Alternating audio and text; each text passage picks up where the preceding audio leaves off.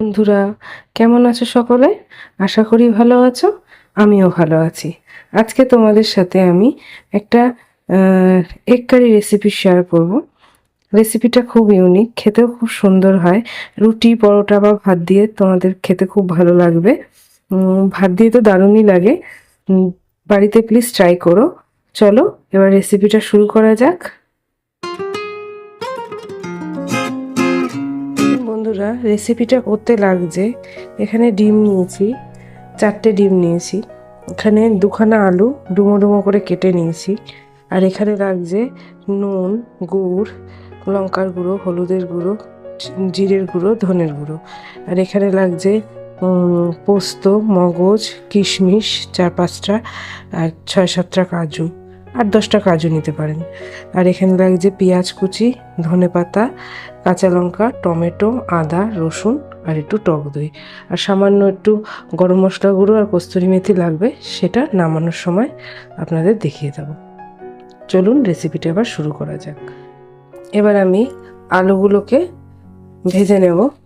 কড়াইতে তেল দিয়ে নিয়েছি, এবার আলুগুলোকে লাল লাল করে ভেজে নেব। আলুটা ভাজা হয়ে গেলে ডিমগুলোও ভাজবো।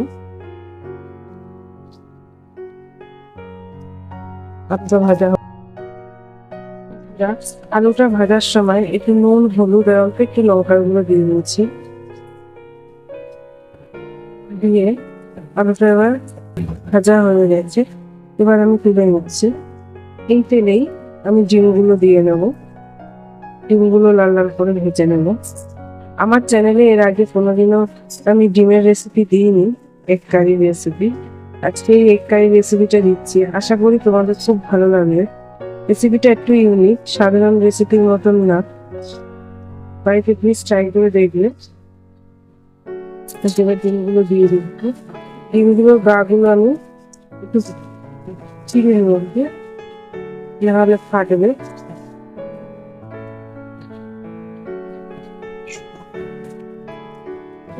ডিম ভাজতে বেশি সময় লাগে না। ডিমটা একটু লাল লাল ভেজে নামিয়ে নেবো।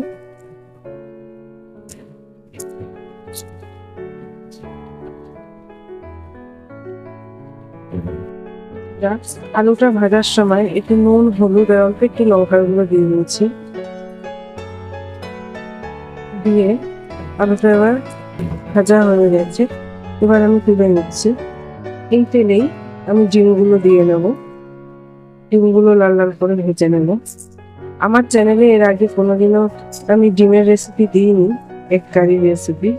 আজকে এই এগ কারি রেসিপিটা দিচ্ছি, আশা করি তোমাদের খুব ভালো লাগবে। রেসিপিটা একটু ইউনিক, সাধারণ রেসিপির মতন না। বাড়িতে প্লিজ ট্রাই করে দেখলে।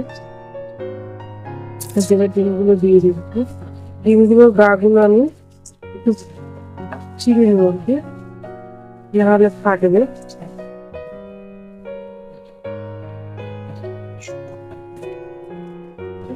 ডিম ভাজতে বেশি সময় লাগে না। ডিমটা একটু লাল লাল ভেজে নামিয়ে নেবো।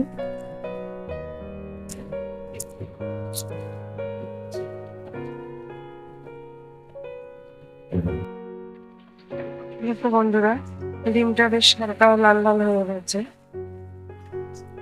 এই পর্যায়ে তুলে নেবো।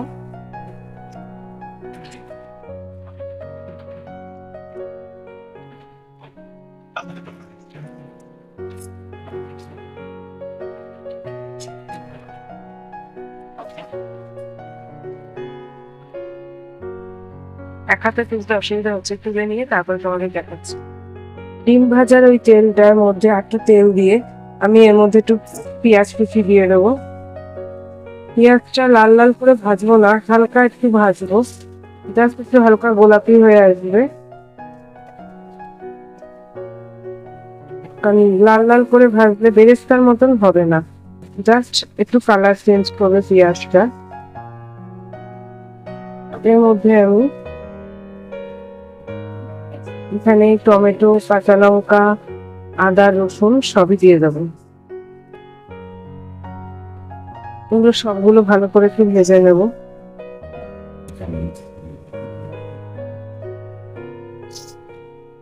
সামান্য একটু নুন দিয়ে দেবো এখানে। বেশি না।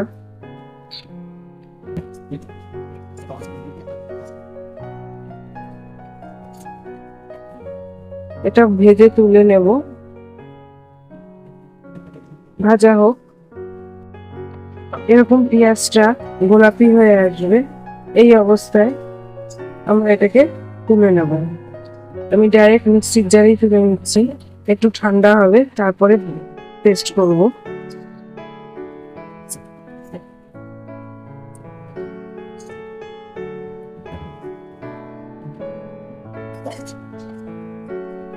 এটাকে পেস্ট করব। এই ডিমের রেসিপিটা খেতে খুব সুন্দর হয়, খেয়ে দেখবেন, দারুণ লাগে খেতে। আমাদের বাড়িতে তো সবাই খুব পছন্দ করে। এবার এর মধ্যে আমি এই যে কাজু বাদাম, পোস্ত, কিশমিশ যেটা ছিল সেটাও ঢেলে দিচ্ছি। এগুলো একসাথে আমি ব্লেন্ড করে নেব। আর যে ধনে পাতাটা রেখেছিলাম সে ধনে পাতাটাও দিয়ে দেবো।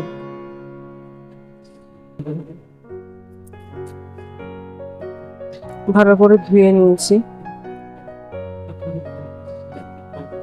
এই দিয়ে আমি এটা নিচ্ছি।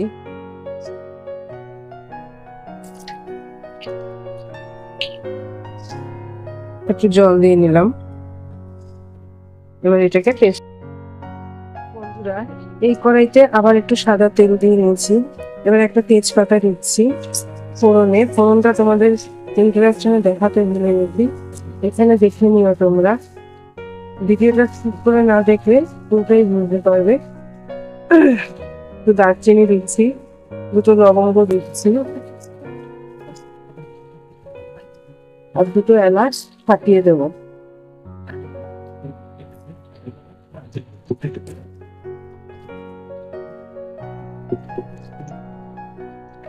দুটো এলাচের মুখ ফাটিয়ে দেবে, না হলে ছিঁড়বে।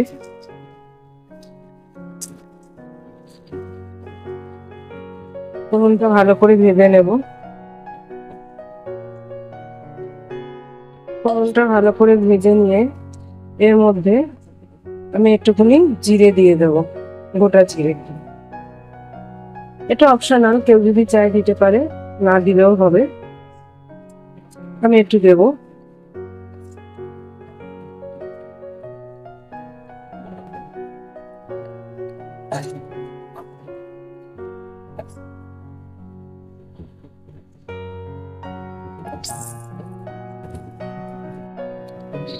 ফোড়ন দিয়ে একটুখানি জিরেও দিয়েছি। এর মধ্যে আমি ফোড়নটা দেওয়ার পরে এর মধ্যে আমি এই যে মশলাটা পেস্ট করলাম সেই মশলাটাকে ঢেলে দেবো। এইবার ভালো করে নাড়াতে হবে, যেহেতু কাজু বাদাম কিশমিশ সব দেওয়া, না হলে কিন্তু মশলাটা লেগে যাবে।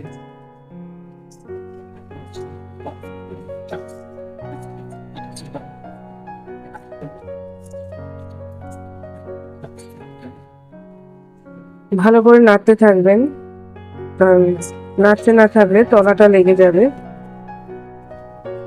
মশলাটা ভালো করে ভাজা হবে, তারপর আমি এর মধ্যে সব গুঁড়ো মশলা অ্যাড করে দেব। তার মধ্যে আমি মিক্সি ধুয়ে জলটা দিয়ে দিচ্ছি। জলটা ভালো করে টানিয়ে পুরো শুকনো হবে, মশলা থেকে তেল ছাড়িয়ে তারপরে আমি এর মধ্যে আবার গুঁড়ো মশলাগুলো অ্যাড করব।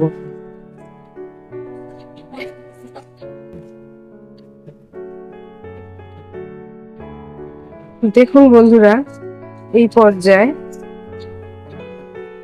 প্রায় তেল ছেড়ে এসছে, মশলাটাও এক জায়গায় মিশে যাচ্ছে, এক জায়গায় জড়ো হয়ে আসছে। এই পর্যায়ে যারা একটু তেল বেশি খান তেল বেশি দেবেন, আমি তেলটা একটু কমে দিয়েছি তাই তেল ছাড়াটা বোঝা যাচ্ছে না। এর মধ্যে আমি গুঁড়ো মশলাগুলো যেগুলো নিয়েছিলাম সব গুলে একটু জল দিয়ে গুলে দিয়ে দিলাম। এবার এটা দিয়েও কষাবো।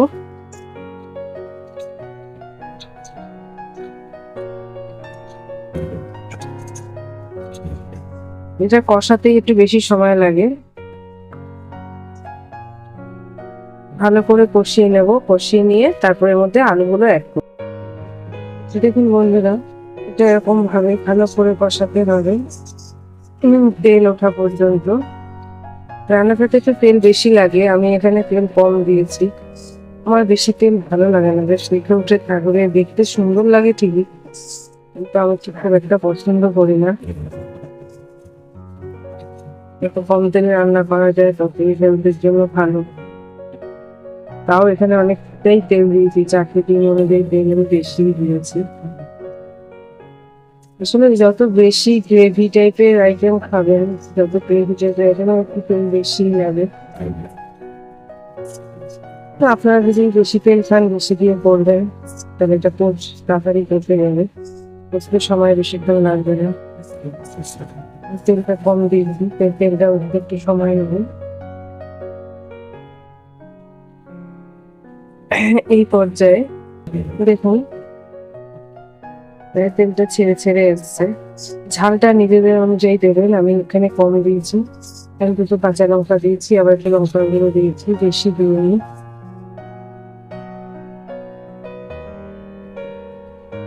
এই পর্যায়ে আমি আলু আর ডিমটা অ্যাড করব।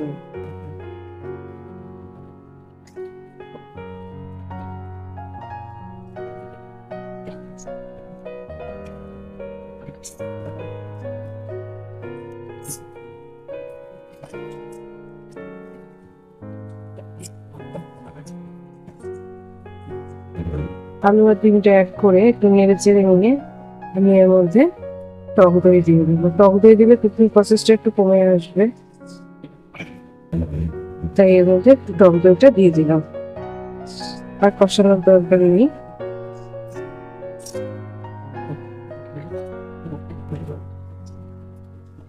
ভালো করে নেড়ে চেড়ে এরপর মধ্যে একটু সামান্য জল দেবো।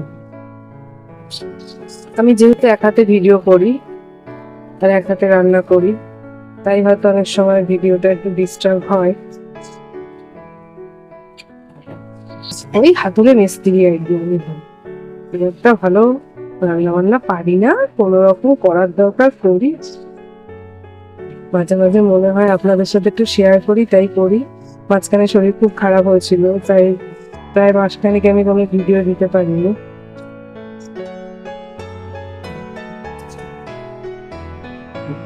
এবার এর মধ্যে একটু জল অ্যাড করবো। দেখুন বন্ধুরা, এবার ওপর দিয়ে একটু তেল তেল ছেড়ে এসছে। ডিমটা দিয়ে একটু ভালো করে নাড়াচাড়া করে কষিয়ে নিয়েছি। এবার আমি একটু জল অ্যাড করবো। যে যতটা গ্রেভি খেতে চান সেরকম অনুযায়ী জল অ্যাড করবেন।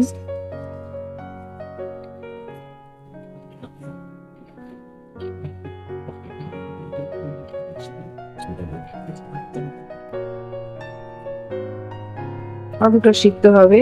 এখানে এই রেসিপিটাতে আলুটা অপশনাল, আপনারা চাইলে দিতেও পারেন, নাও দিতে পারেন।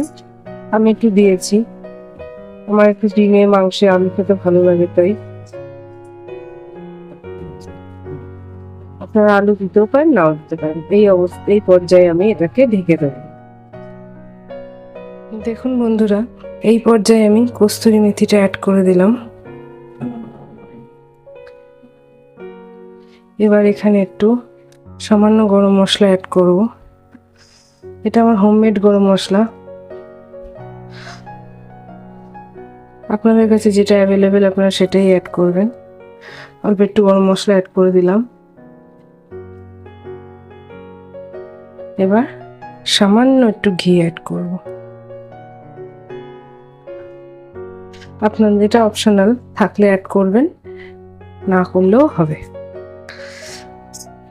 আমার ঘিয়ের ফ্লেভারটা ভালো লাগে, তাই অ্যাড করলাম। আমি এইটুকু গ্রেভি রাখবো। এটা ভালো করে মিলিয়ে দিয়ে এবার কিছুক্ষণ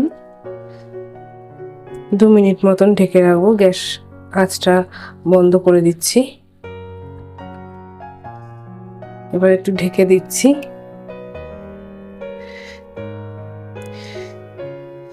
2 মিনিট পরে দেখো বন্ধুরা, এই বাটিটার মধ্যে আমি নামিয়ে নিয়েছি। ধনেপাতা দিয়ে একটু গার্নিশ করে নিয়েছি। এটা অপশনাল, দিতেও পারো, না দিলেও হয়। আশা করি রেসিপিটা তোমাদের ভালো লাগবে। যদি ভালো লাগে প্লিজ লাইক করবে, শেয়ার করবে। আর চ্যানেলে যারা নতুন বন্ধু আছো প্লিজ চ্যানেলটাকে সাবস্ক্রাইব করো। আর পুরো রেসিপিটা দেখার অনুরোধ রইল তোমাদের সকলের কাছে।